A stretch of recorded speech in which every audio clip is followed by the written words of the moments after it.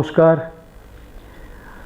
এখন এই মুহূর্তে কলকাতা শহরে তথা পশ্চিমবাংলায় বিশেষ করে একটা চিন্তার ব্যাপার ঘটছে স্বাস্থ্য কেন্দ্রিক আর কি। সেটা হচ্ছে সর্দি, কাশি, জ্বর, গলা ব্যথা, এইগুলো একটি অসুখ সমস্ত রকম বয়সের মানুষদের হচ্ছে, বিশেষ করে বাচ্চাদের হওয়ার জন্য সবাই খুব চিন্তিত এবং সেখানে শিশু মৃত্যুটাও হচ্ছে এবং মৃত্যুর হার কিছু কম নয়, কিন্তু খুব নগণ্য নয়, উড়িয়ে দেওয়ার মতো নয়। সেই জন্যই চিন্তার কারণ হচ্ছে যে এই বিষয়ে আমরা আজকে একটু আলোচনা করব এবং এটা কেন হচ্ছে, কি কি কারণ হতে পারে, কি করা যায়। দেখুন, এই যে সর্দি, কাশি, জ্বর, এটা আমরা প্রতি বছরই সিজন চেঞ্জের সময় ঘটনাগুলো ঘটে, সেটা আমরা জানি। আমরা বছর বছর ধরে, যুগ যুগ ধরে আমরা দেখে আসছি। ওই একটু সর্দি জ্বর হলো, সিজনাল ফ্লু বা সিজনাল ফিভার হলো, 2-4 দিন 5 দিন রইল, তারপরে চলে যায়। আর এটাও আমরা দেখি যে একজন অসুখ নিয়ে বাড়িতে এলে বাড়িতে আর 2-4 জন 5 জন সবাইকারই হয়ে যায়। এটাতে আমরা খুব অভ্যস্ত, এটাতে কোনো ব্যতিক্রম কিছু নয়, এগুলো ব্যতিক্রমীও নয়। কিন্তু এই বছর যেটা আমাদের চিন্তার কারণ হচ্ছে দুটো জিনিস। একটা হচ্ছে যেটা আগে বললাম, বাচ্চা বড় সবাইকারই হচ্ছে, আগেও হয়েছে তাই, কিন্তু যেটা ব্যতিক্রমী ঘটনা সেটা হচ্ছে শিশু মৃত্যু। খুব নগণ্য হারে নয়, যথেষ্ট পরিমাণে শিশু মৃত্যু ঘটছে। এবং দ্বিতীয় হচ্ছে, বিশেষ করে বড়দের ক্ষেত্রে একটা বাজে রকমের কাশি হচ্ছে। এই কাশিটা একটা সাংঘাতিক আকার ধারণ করছে।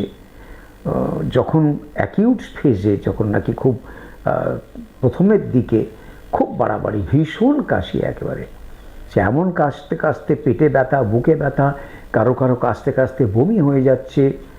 এবং এই কাশিটা পরবর্তী কয়েকদিনের মধ্যে তার মাত্রাটা কমলেও কিন্তু থেকে যাচ্ছে, সপ্তাহের পর সপ্তাহ, এমনকি কোনো কোনো ক্ষেত্রে দেখা যাচ্ছে 1.5 মাস, 2 মাস, 3 মাস পর্যন্ত এই কাশি থেকে যাচ্ছে। সেই সব রুগী আমাদের কাছে এখন আসছে।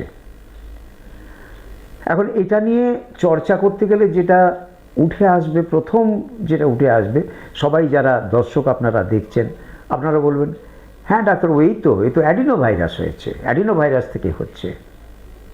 কথাটা খুব কম বলা হয়, সেক্ষেত্রে আমরা যদি অ্যাডিনো ভাইরাস বলি কম বলা হয়। তার পাল্টা প্রশ্ন হচ্ছে, তো জানলেন কি করে অ্যাডিনো ভাইরাস হয়েছে বলে?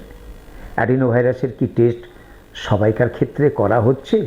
আমরা কোভিডের সময় যেমন দেখেছি, কারোর জ্বর হলো, কাশি হলো, তাকে আমরা RT-PCR করে কোভিড টেস্ট, এবং প্রতিটি মানুষের কোভিড টেস্ট হয় পজিটিভ নয় নেগেটিভ, এ আমরা দেখে এসেছি। কিন্তু এই মুহূর্তে শহরে বা আমাদের রাজ্যে যা ঘটে চলেছে, সেখানে কোভিড টেস্টের মতো কোনো অ্যাডিনো ভাইরাস বা তার সঙ্গে সমান্তালে বেড়ে চলা অন্যান্য আর কিছু ভাইরাস আসছে, আমি সেই ব্যাপারটাতে, তাদের কোনো টেস্ট কিন্তু রেগুলার হয় না। সেই জন্য আমরা ওই অ্যাডিনো ভাইরাস হয়েছে বলে দিলে জিনিসটাকে না খুব লঘু করা হয়ে যায়, এবং সেখানে যতটা গুরুত্ব দেওয়া এবং বোঝার ব্যাপারটাও খুব লঘু আকারে আমরা নিয়ে ফেলার ফলে হচ্ছে কি না, অনেক সময়টা অবহেলার জায়গায় চলে যাচ্ছে। এবং সেইখানেই হচ্ছে ওই অ্যাডিনো হয়েছে, কি আর হবে, আমরা জানি অ্যাডিনো ভাইরাসে কিছু হয় না, একটু সর্দি কাশি হয়, এই করতে করতে হয় কি, আমরা কয়েকটা দিন পেরিয়ে যায়, ডাক্তার দেখানো হয় না। বাচ্চারা বিশেষ করে তখন তাদের শরীরের ভেতরে ফুসফুসের মধ্যে চলে যায় এবং লাংস ইনভলভ করে নিউমোনিয়া হয়। যখন হাসপাতালে নিয়ে যাওয়া হয় তখন আর কিছু করার থাকে না, বাচ্চা মারা যায়। সেই জন্য বলে রাখছি যে এখানে অ্যাডিনো ভাইরাসের নাম দিয়ে সবটা কিন্তু চালানো যাবে না। তাহলে উত্তরটা হচ্ছে কি? তাহলে আপনাদের জেনে রাখা ভালো যে এই যে সর্দি, কাশি, জ্বর এখন ঘটছে, এটা শুধু অ্যাডিনো নয়, এ গ্রুপ অফ ভাইরাস, অনেকগুলো রেসপিরেটরি ভাইরাস বলে, মানে শ্বাস প্রশ্বাস বা ফুসফুসজনিত, ফুসফুস সংক্রমণ করে, এই রকমের অনেকগুলো ভাইরাস আছে।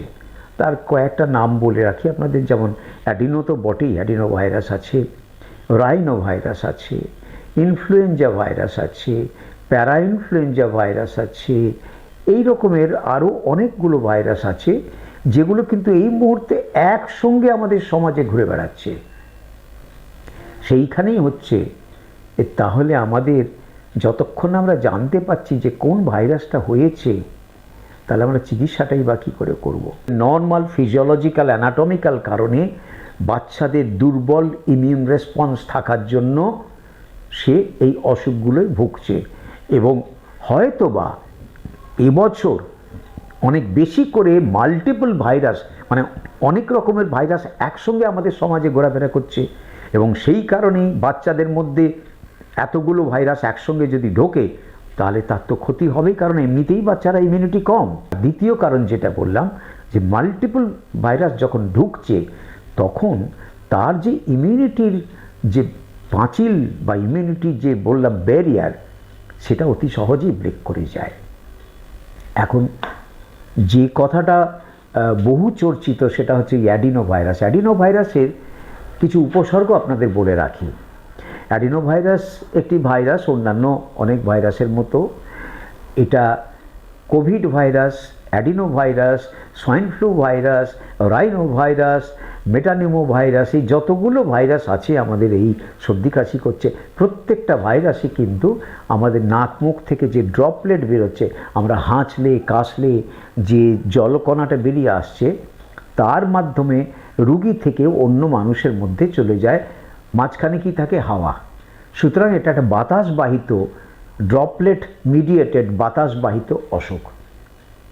সুতরাং এই যে অসুখটা, এই প্রত্যেকটা ভাইরাসের ক্ষেত্রে এর সংক্রমণ উপায়টা কিন্তু একই, অর্থাৎ কি না, তা সে কোভিড হোক, সোয়াইন ফ্লু হোক, প্যারাইনফ্লুয়েঞ্জা হোক, বা সে অ্যাডিনো ভাইরাস হোক, যাই হোক না কেন, আমাদের এক্ষেত্রে কি করতে হবে না, নাক মুখটা ঢেকে রাখাটা খুব দরকার।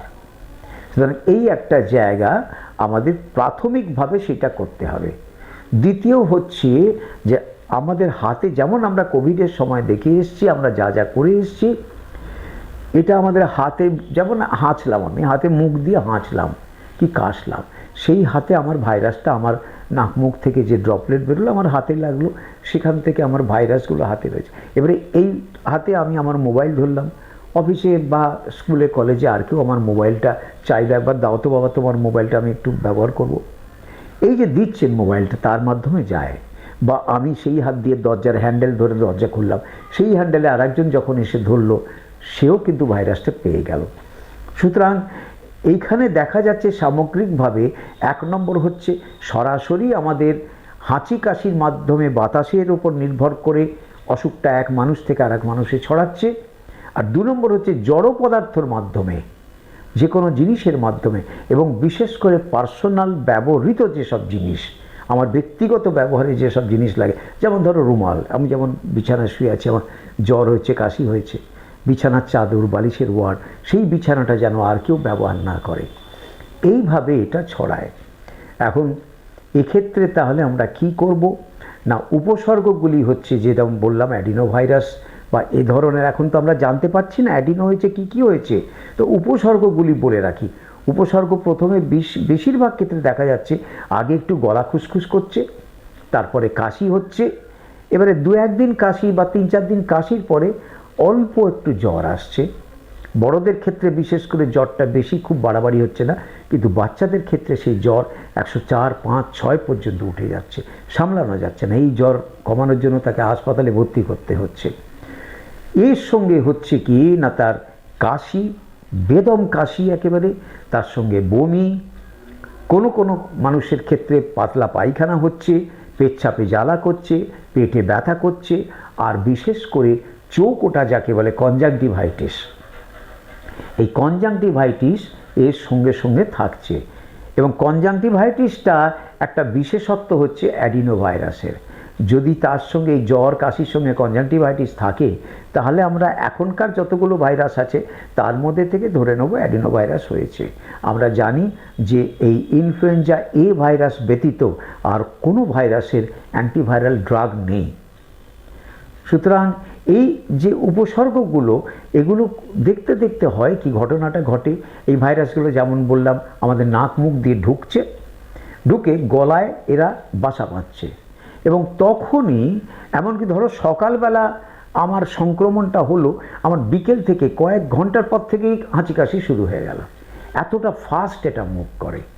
কারণ প্রথমেই একবারে যখন গলাতে, নাকের ভেতরে গলাতে বসছে গিয়ে, সেখান থেকেই আমার কাশি শুরু হয়ে যাচ্ছে। কারণ ওখানে সাংঘাতিক রেটে ভাইরাসটা মাল্টিপ্লাই করছে, একটা কোষ থেকে কোষগুলোকে নষ্ট করছে, ওখানে শরীরের ইনফ্লামেশন হচ্ছে, সেখানে শরীর বিভিন্ন রকমের রিয়াকশান করছে, তার ফলে ওখানে কাশিটা আসছে, হাঁচি আসছে ইত্যাদি।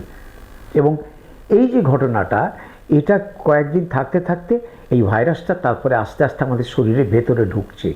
সেই কারণে প্রথম অবস্থায় যখন তারা গলায় আছে তখন কিন্তু জ্বর আসছে না, যখন শরীরের ভেতরে ঢুকছে, আরও ভেতরে গভীরে ফুসফুসের মধ্যে বা রক্তে চলে যাচ্ছে, তখন গিয়ে তার জ্বর আসছে। এবং এই কারণেই বেশিরভাগ ক্ষেত্রে দেখা যাচ্ছে সর্দি কাশি দিয়ে শুরু করে তারপরে জ্বর আসছে।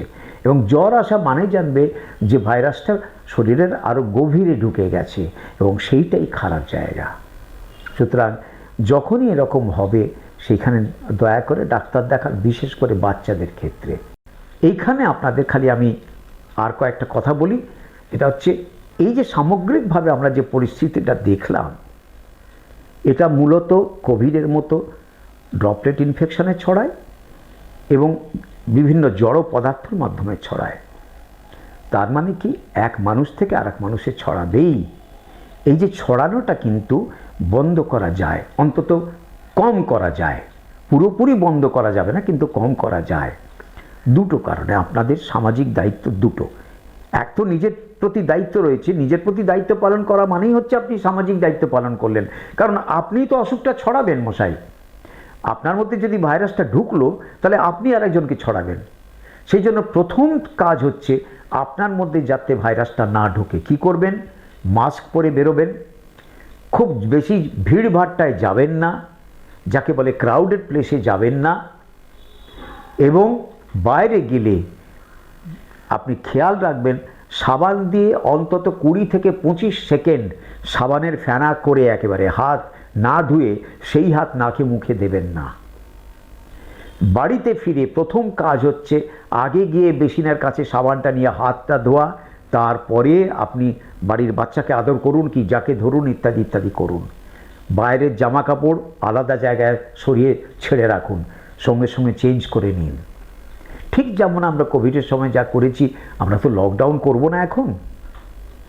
তাও দেখেছি লকডাউনেও তো পুরোপুরি আটকানো যায়নি, যাবেও না, সেটা উদ্দেশ্যও ছিল না। লকডাউনে এটাকে কমানোর উদ্দেশ্য ছিল, অসুখটাকে সরিয়ে দেওয়ার, একেবারে নির্মূল করার উদ্দেশ্য কোনোদিনই ছিল না। তো এখানেও তাই আপনারা সেটা কম করতে পারেন। এবারে দ্বিতীয় হচ্ছে, ধরুন যদি আপনি আক্রান্ত হলেন, তাহলে আপনার থেকে তো অন্যদের মধ্যে ছড়াবে, আপনার বাড়ির মধ্যে অন্যদের মধ্যে ছড়াবে। সেখানে কি করবেন? তাহলে যখনই কারোর হচ্ছে বাড়িতে, বাচ্চা হলে তাকে স্কুলে ছাড়বেন না, যতক্ষণ না সে ভালো হচ্ছে ততক্ষণ স্কুলে যাবেন না। বড়রা অফিস কাছারি কলেজ ইত্যাদি যাবেন না। বিশ্রাম করুন, পুরোপুরি বিশ্রাম, নর্মাল খাওয়া দাওয়া করবেন, একদম নর্মাল খাওয়া দাওয়া করবেন। হ্যাঁ, তাই বলে আপনি বাজার থেকে সেই চপ কাটলেট কিনে এনে খাবেন না, মোগলাই পরোটা কিনে এনে খাবেন না, বা সে বিরিয়ানি কিনে এনে ঝাল সে মোরগ মশাল্লাম হেনাতেনা কী সব আছে সেসব এনে খাবেন না। কিন্তু বাড়ির তৈরি নর্মাল রান্না খাবেন। আর কি করবেন? নিজেকে আইসোলেটেড করে দিন, নিজেকে অন্যদের থেকে যতটা সম্ভব সরিয়ে রাখা যায়। পারিবারিক বা ঘরোয়া পরিস্থিতি অনুযায়ী যেখানে যাদের বাড়িতে সম্ভব সেইভাবে সবচেয়ে ভালো হয় আলাদা একটা ঘরে থাকলে, যাদের কাছে সম্ভব সেটা, যাদের সম্ভব নয় তারা ব্যবস্থা করে নেবেন। মাথাতে এটাই রাখতে হবে যে আপনার থেকে অন্যদের মধ্যে যাতে না যায়, সেই জন্য যতক্ষণ আপনি অসুস্থ বাড়িতে থাকলেও আপনি মাস্ক পরে থাকবেন। হাঁচি কাশি হলে রুমাল বা মাস্ক হাতে নিয়ে হাঁচবেন যাতে অন্যদিকে হাওয়াটা না যায়। 2 নম্বর, আপনার ব্যবহার রুমাল, আপনার ব্যবহৃত বালিশের ওয়ার্ড, বিছানার চাদর বা ওই বিছানায় অন্য কেউ যেন না বসে, না ব্যবহার করে। প্রতিদিন বালিশের ওয়ার্ড, চাদর, বিছানার চাদর ইত্যাদি ইত্যাদি সাবানে ভালো করে, না ফুটিয়ে হলে, অল্প গরম জল হলেও হবে, একটু মোটামুটি গরম জলে, যেমন জামা কাপড় কাচার জন্য যেটুকু গরম জল লাগে সেই গরম জলে সাবান দিয়ে ভালো করে ফেনা করে প্রত্যেক দিন সেটা খেঁচে নিন। আপনার ব্যবহৃত থালা বাসন খাওয়া, কারণ মুখের লালা লাগছে তো, সেটা আপনি নিজে মেজে রাখুন ভালো করে সাবান দিয়ে। অন্য কারোর হাতে সেটা দেবেন না, কারণ সে ধরলে তার হাত দিয়ে, হাতের মাধ্যমে তার হবে। সেই জন্য দয়া করে কারণ এমন কিছু মরিবান মানে খুব মারাত্মক অসুখ তো হয় না, সামান্য একটু সর্দি কাশি, আমি মনে করি আপনারা নিজেরা থালা বাসনটা মেজে নিতে পারবেন, সেটা করে নেন। এই কতগুলো যদি বেসিক প্রিন্সিপাল মেনে চলেন, তাহলে দেখবেন আপনারা নিজেরা ভুগলেও নিজের থেকে অন্যদের মধ্যে ছড়ানোটা আটকানো যায়।